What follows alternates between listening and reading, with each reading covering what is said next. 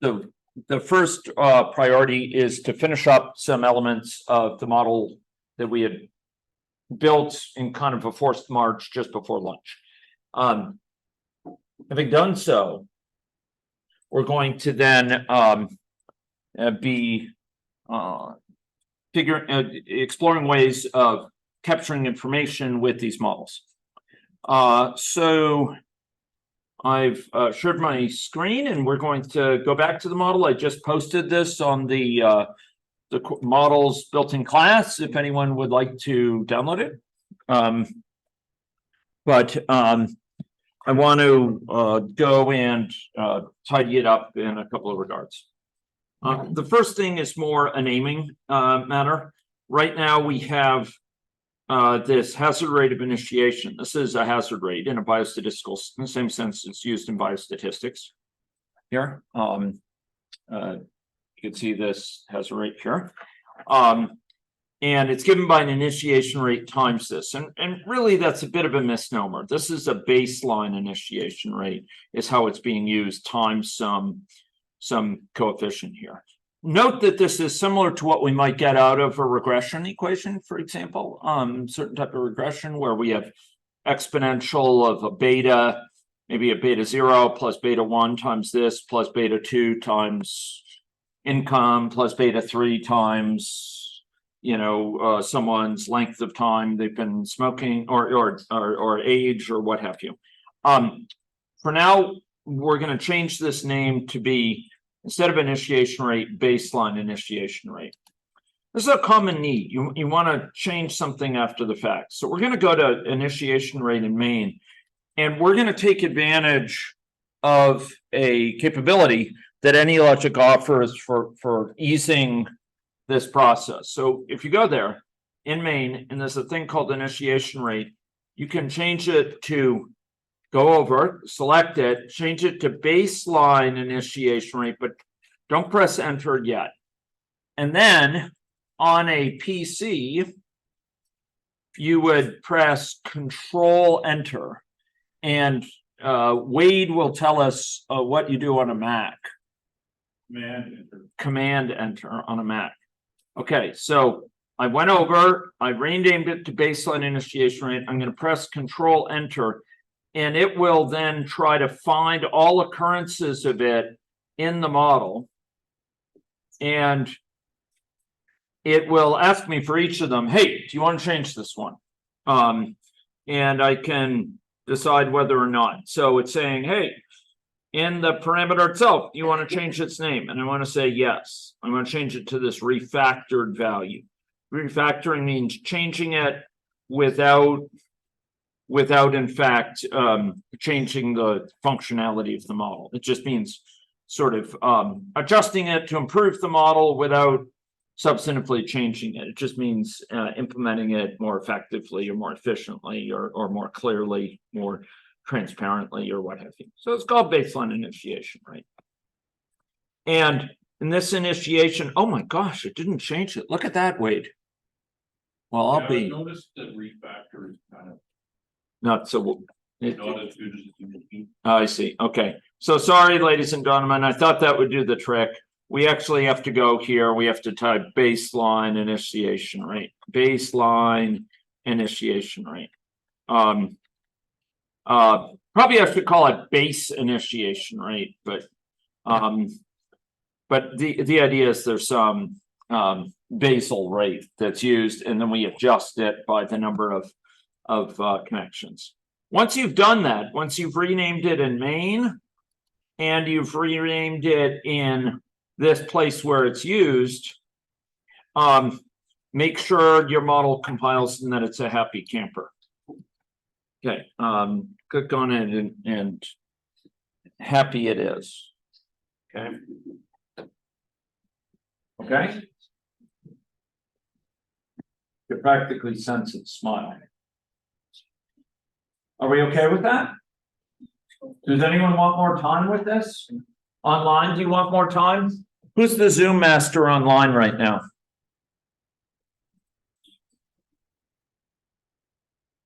Is there a Zoom master online? Okay, thank you, Rachel. Is there a Zoom master online? Okay, yeah, if you want to be, Harriet is hereby anointed Zoom master. Okay, and rightfully so. She's showing great leadership in her model of youth who run, youth at risk who run. If you haven't seen it, check out Harriet's model. It's great. It's coming along and has lots of insights I believe will be offered from it. Okay.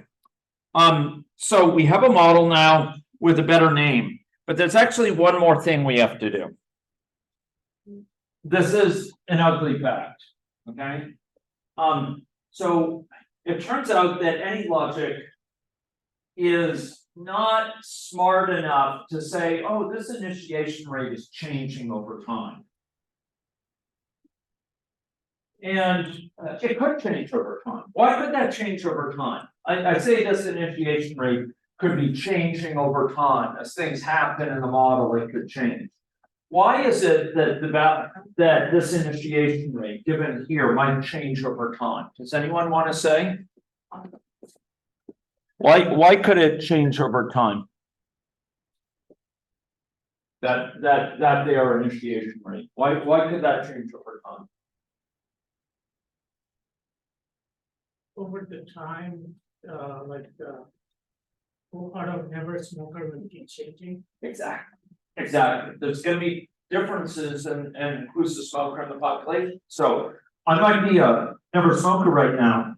And right now I have none of my friends are smokers, but maybe over time, some of them will start smoking.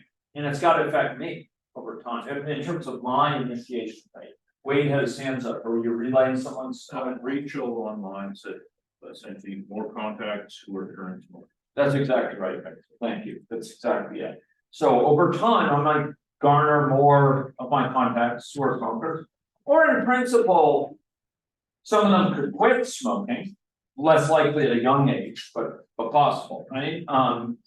So one of them develops a terrible smoking hacker, smoking hack, and ends up quitting smoking. So we need to make sure this is calculated. It turns out that there would be certain things that wake it up and get it to calculate, but we want to ensure that it's recalculated on a regular basis. And there's a couple of ways we can do this. I'm going to show you one way that isn't too bad, okay? And for those seeking to go further with any logic, it would be pretty important for you to know about this, that it doesn't recalculate it automatically. And it would, by the way, if it were a conditional transition, but here, well, under certain conditions, but here we're going to need to tell it, hey, recalculate it.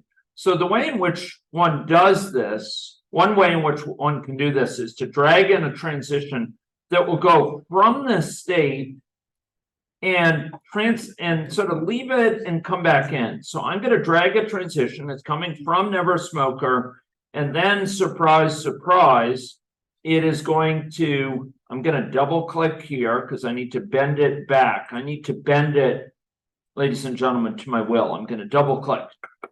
And there it puts a handle on it. And I'm going to bend it back in this sort of way.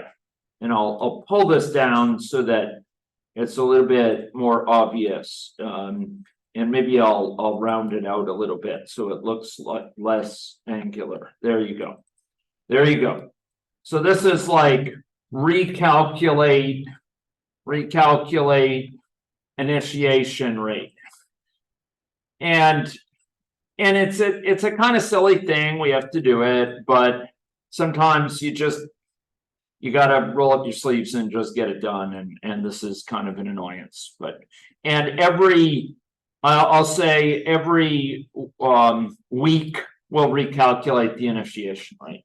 So every week, someone's initiation rate will be rechecked based on the number of people around them that are smokers. We couldn't do it every day. It would just impose greater load. So I said every week. Okay, so they leave the state and they come back in. Now, I want to teach a lesson here. Why does that help? Why does it help to leave the state and come back in? because upon reentry of this state, upon leaving and come back in, you actually calculate when I'll go down here. You actually draw again, when am I gonna leave here based on the updated rate, based on the number of connections you now have. So when you enter a state, it kind of tries to figure out, where am I gonna leave from? Within limits, we're gonna get to those limits not too long from now. It can do that. It'll figure out, where might I leave unless, for example, message non-spam. So here we leave and we come back in and it's recalculated. So it's just a dumb thing that every week we have to recalculate it. Fun to make the donuts. Okay? That's probably too old an expression for any of you to know. But okay. Here we go. So you can build it and make sure it's a happy camper. TAs prepare for deployment as needed. Okay. And we're going to go run it. And we're going to see if that change, getting it to recalculate on an ongoing basis, who's the smoker, if it leads to a little bit of additional clustering. What do you think? Do you think there might be a bit of clustering among smokers going on here? There seems to be kind of a component of smokers here, a high smoking density component. And you know, it's a statistical thing. It's a little bit hard to see, but it does seem that kind of smokers are hanging around other smokers. So I'm going to pause this. So can anyone tell me, I want you to be thinking mechanistically. A lot of these models, key thing is to think, why is it coming about? What are the pathways? What are the mechanisms by which this is coming about? So I'm saying, look, there are these patterns of clusters of smokers. Given what's in our model, why indeed would we expect to see those clusters? Can anyone say? Okay, peer pressure leads to what? Does it lead to changes in sedation or what? Smoking. Both, but more probably initiation. Initiation is what we captured in the model. Yeah. And we could do it for smoking or for even relapse, but right now it's for initiation. That's in this model right now, that's what's driving this clustering predominantly. It's that someone's likelihood of initiating is affected by the number of smokers around them. The more smokers there are around them, the higher chance that they will end up smoking. Yeah. And so it's leading to this clustering. Now you'll also notice that whilst heart disease, how do we distinguish? Does anyone remember how do we distinguish someone with heart disease here from someone who doesn't? Biggest heart disease, that's right. And you'll notice there is heart disease among some never smokers, but the prevalence of heart disease amongst smokers is quite high. Do you see that? There's a really quite large fraction of smokers have heart disease right now. But you know, this is the fear right now, kind of visual inspection. I'd like to learn you how to collect some statistics about that. Can we do this? There's one more thing also. Yes, You please. see that, like, Yeah.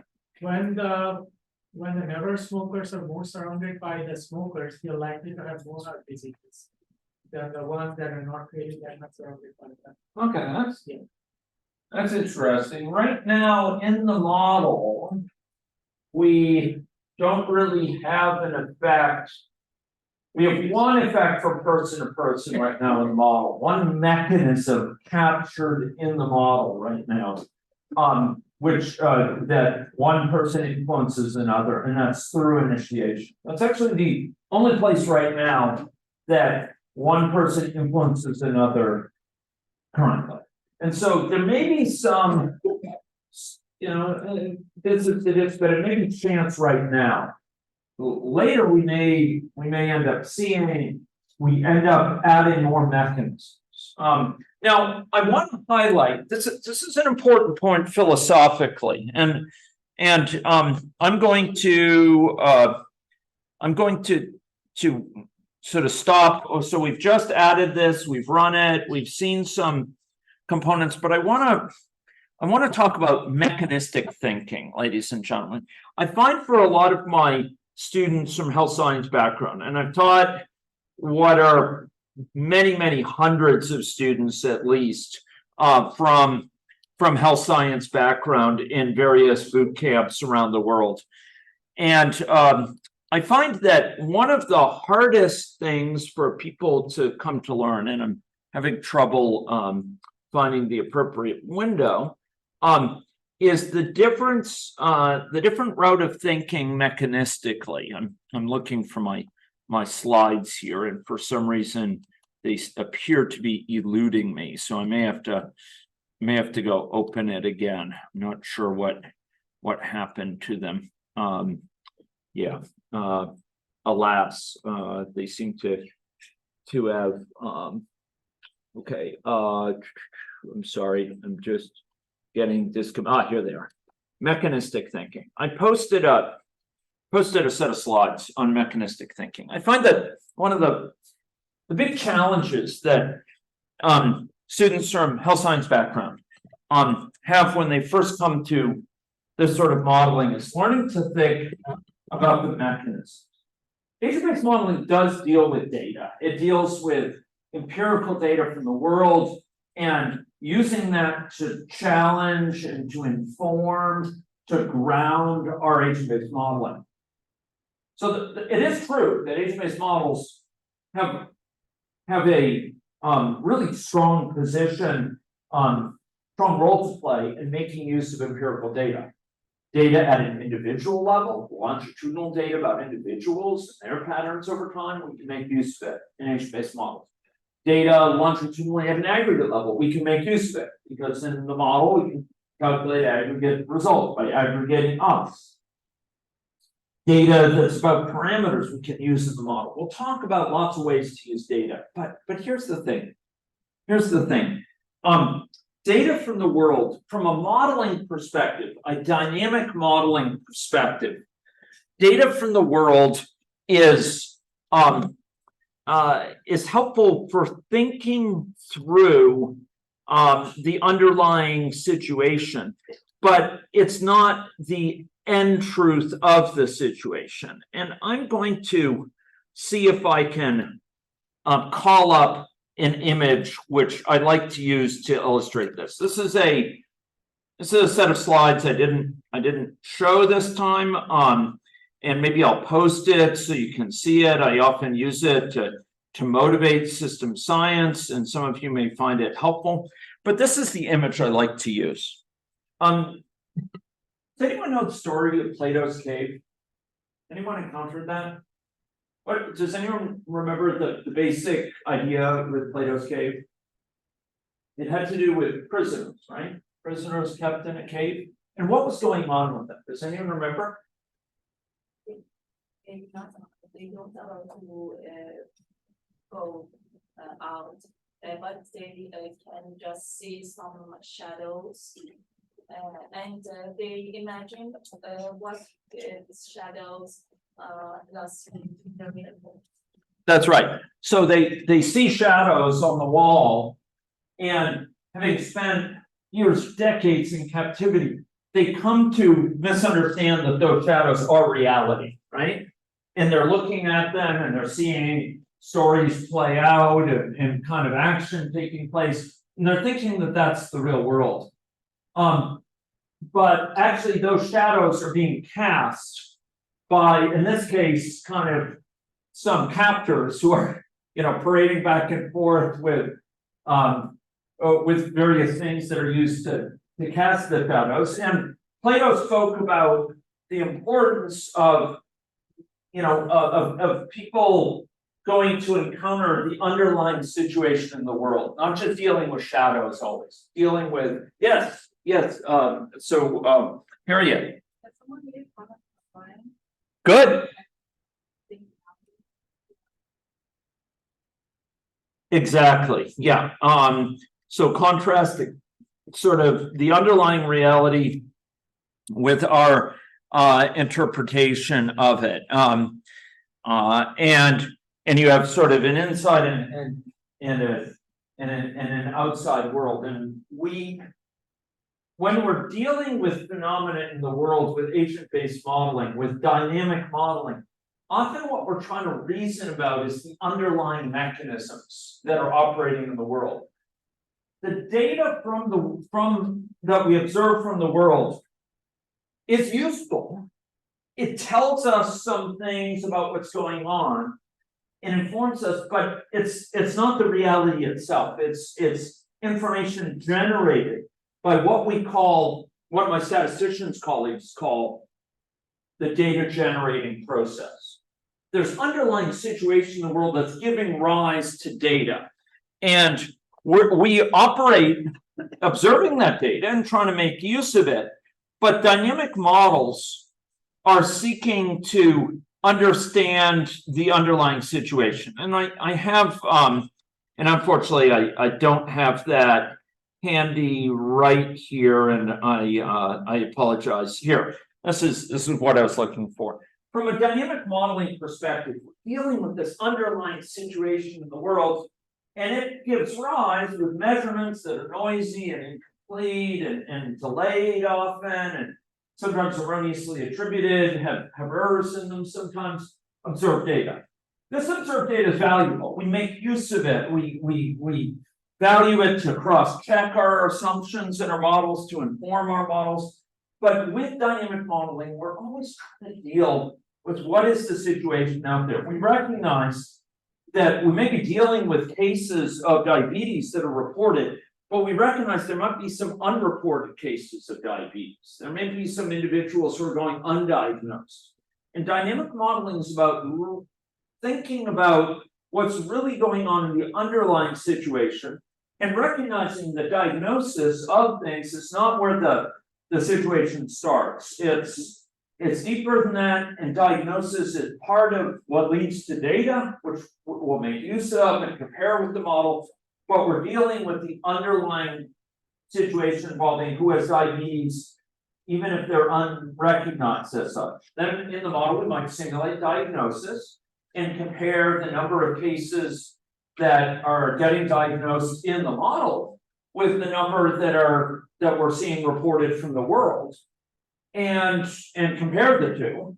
But we try to avoid getting caught up in the notion of the data is the truth. We try to recognize data always comes with limitations. It doesn't come from heaven. It comes with certain scope. It comes with certain delay in reporting often. It comes with omissions.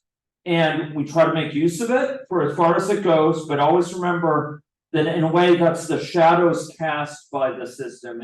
And the goal of dynamic modeling, as Plato advocated, is to reason about some underlying the truth of the matter out there in the world. Yes. Sorry, the video is off. Okay, in the screen video. Oh my gosh. Okay. Oh, so it is. Well, at least they've been spared the visual affront of my appearance. So, okay, that's great. Terrific. So thank you for letting me know. Better late than never. So here, we're often dealing with observables from the world that we use to cross-check, to ground, to inform, to challenge, to calibrate our models. But we're trying to reason about the underlying mechanisms in the world. And we're trying to grope through, as Pawson and Tilley say, with enough, in their book on realist evaluation, with enough confidence that we can solve our problems or address our problems. It doesn't have to be perfect. Our models don't have to be perfect. Pawson and Tilley, in the book Realist Evaluation, use the analogy of putting down a pontoon bridge to cross the swamp. It needs to be good enough to get us past the swamp. And that's what it's like with our models. So, I'd like to talk about the underlying mechanistic thinking, because I find a lot of my students from biostatistical background, let's say, or epidemiological background, they're used to dealing with the data from the world, and that's important and valuable. Techniques like we're learning here can work hand in glove with those techniques, but they often have trouble, recognizing up front. It takes them a little bit of time to realize these models are different than biostatistical models. They're different from what you see with the logistic regression that's parceling out variance in some dependent variable and parceling it and figuring out how much that variance is coming from this independent variable, that independent variable, that independent variable. We're doing something more than that here. We're not trying to take the system apart and figure out where its variance is. We're not dealing with associations between observable. No, what we're dealing with is kind of hypotheses, dynamic hypotheses about the underlying situation. And different dynamic modeling traditions have ways of characterizing the underlying situation. But they all move beyond talking about associations in observables. They're dealing with what we posit is going on. We're specifying kind of the logical structure of the underlying system, the logical progression, the staging, as it were, in many cases of a structure. We're noting that, the network structure and rules governing it, and we're asked about the causal pathways. I don't want to dwell too much on this, but it is a different kind of philosophical or different sort of conceptual approach. So we're looking beyond just reported information to talk what's happening in the underlying system. Maybe there's lots of unreported people, or maybe there's individuals who are asymptomatic we don't know about yet, or maybe there's individuals who have unobserved heterogeneity, etc. And we are building models that try to capture those hypotheses. So we might think about representing in our model a progression, right? From pre-diabetes to diabetes without type 2 diabetes without complications, to type 2 diabetes with microvascular, to type 2 diabetes with macrovascular complications, heart disease and active damage to the cardiovascular system. Or for something like suicidal ideation, you may have no suicidal ideation, non-concrete suicidal ideation, and concrete suicidal ideation, something that Rafat is working with to great effect. And stages of chronic kidney disease. So when we're thinking mechanistically, we're kind of imagining the structures in the underlying system. And we're trying to articulate in our models, in our dynamic models structure. This is much deeper than a matter of one is a logistic regression model, another is some simulation model. The purpose of the model is different. In one case, we're often traditionally, biostatistically or epidemiology, we're typically reasoning about observables and associations between them. Here we're doing something very different. We're reasoning about what we posit to be the underlying state of the system. So in system dynamics modeling, in stock and flow modeling, we'll have something like this with stocks and flows.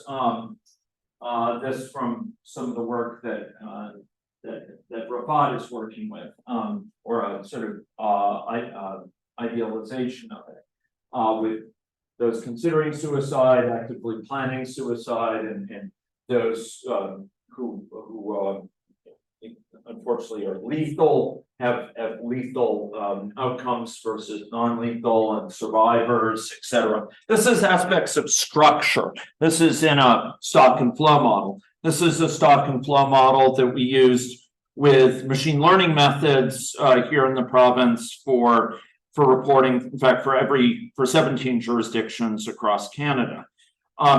This from Wade's model early on with COVID-19. This was probably summer 2020, and sort of out in when we were working with SOP there. Opioid dependence, these are all aspects of structure. And causal loop diagrams are another form of trying to posit the underlying structure of the system. What I'm trying to communicate here is with dynamic modeling, whether it's model mapping like this, or modeling with agent-based modeling or system dynamics modeling, discrete event modeling, the purpose is different than with associational modeling, statistical modeling. It's not that statistical modeling with associations is not valuable. It is, and we'll talk about where that can be useful as we talk more about how data comes together with models. But here our purpose is different, and we're thinking about mechanisms. We're thinking about why are we seeing these associations? Through what processes, what pathways, what causal mechanisms that are driving these things. That's what we're doing in this modeling. And that's what Pawson and Tilley talk about in critical realist terms, in realist evaluations, thinking about the mechanisms, reasoning about the mechanisms. Context, mechanism, outcome is the crux of their realist approach to evaluation and more broadly within the sphere of the of realist philosophy. So here we're dealing with underlying, we're positing things about the underlying situation. The data is resulting from the world and results in our models in ways that can be compared with the world, but it's not the be all and end all. The data we observe from the world is not the world any more than the shadows cast on the wall are the world in Plato's cave. We try to distinguish them. It's a different perspective on things, and it comes with a focus on action, a focus on undertaking change, putting in place fixes that stay fixed. Because here we're reasoning about the causal structure of the system so we can ask about counterfactuals, situations that have never yet been observed. We can ask what if questions. Whereas associational analysis, we're limited to data that's been collected and therefore has to have been collected from a situation that existed by definition, right? Here, our goal is to make sure our model speaks to the situation that exists now, but then to use it to ask what if questions because it has a causal foundation to it. Now, this is a deep subject. A month ago, about this time, I was teaching part of the AI for Public Health Bootcamp, and we were talking about causal statistical models. And I do a lot of work with colleagues in statistics on Bayesian modeling using Bayesian techniques where we have latent variables. Those techniques are drawing closer to dynamic modeling. There's a meshing starting to take place between causal statistical techniques and Bayesian statistical techniques in dynamic modeling. I'm not saying they're always solitudes, but traditionally you should recognize that the types of models we use biostatistically have different goals and have different commitments to them. We're not so much reasoning about the data generating process as we are here. Here, we are depicting an underlying evolving situation and reasoning about the data generating process that gives rise to data. And we're going to see, right now, we're going to see some elements of data coming out of this model that we'll be putting in place in just a few minutes here.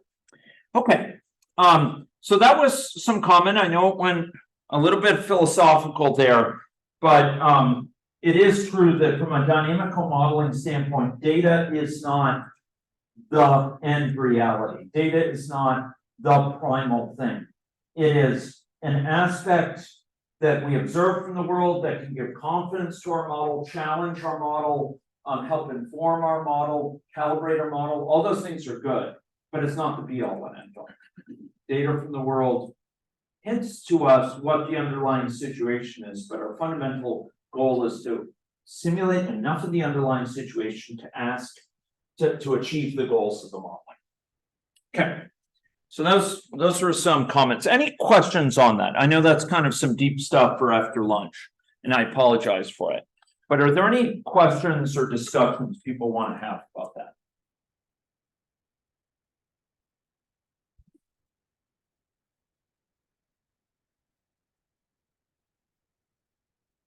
Anything online?